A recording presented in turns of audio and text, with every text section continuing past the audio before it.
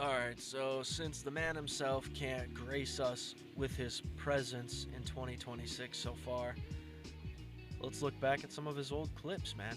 Chris D'Elia visits Redbar Studios.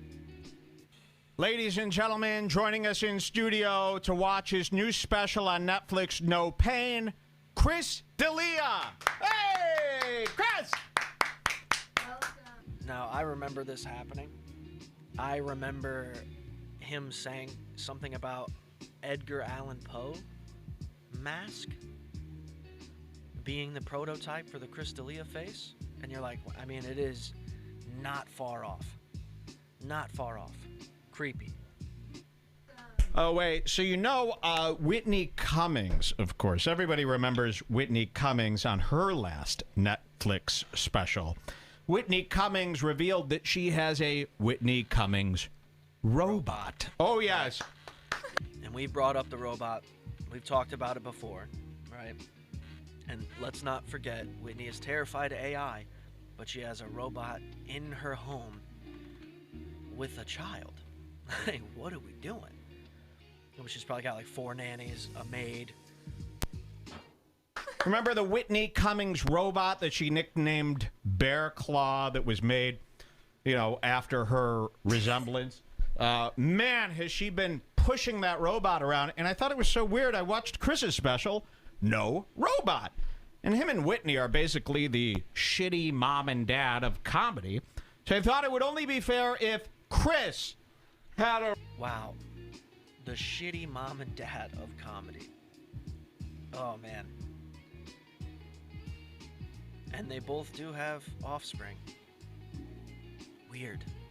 robot as well, and we've actually spent some time with the programmers to program him. So, Chris, how are you? I have 0 dents. Oh my God, you have 0 dents. Okay, he is wearing his ripped shirt here. He's got his the Life Rips shirt. This is one of his slogans. He is wearing a chain, of course, just like him. Oh, by the way, we fashioned an old Edgar Allan Poe mask. There you go. Edgar Allan Poe mask for the Chris D'Elia face. And it's spot on. Now, I don't know if I enjoy how shitty it is as the humor or just how much he is happy with himself. Either way, fun watch. Mask. Yes. It worked perfectly. I mean, you really don't want to look similar to Ed. Are you okay, man? You look really... He's not Ooh, very big happy. shoulders, though. Big shoulders. Let's see what else he has to say. Chris, what else is going through your mind today? I'm not sorry for any of the jokes I've ever made in my life. I don't give a fuck what you think about it. Figure your own shit out if your feelings are hurt. Oh. Wow, that's quite bitchy. Wait a minute. I feel like I recognize these. Are you repeating some of your most bitchy tweets? Whoa. Sometimes I block because I am offended. However, that is rare. Most of the time I block because someone thinks they're being cute or funny and they are not. Therefore, you have lost your complete and utter privilege to read my tweets. Oh my God. shit. Wow, you seem to be very protective. Now, I will say, I feel like this ends... I'm pretty sure he, like, sets it on fire, or he definitely hurts it. He starts to get angry. You can see that that smile is not one of, like, I don't know how this is going to end. This is somebody, Mike is premeditated all day long, you know? He's like, I can't wait to do something to this thing. I want to make a Chris D'Elia dummy for my show that I can kill on camera. Like, I would imagine that if they do ever come back, that Tony Hinchcliffe has got to have a dummy made of him. But what mask would you use? You know, Jar Jar Binks, kind of similar structure. Any horse? Over your tweets. You're very cruel.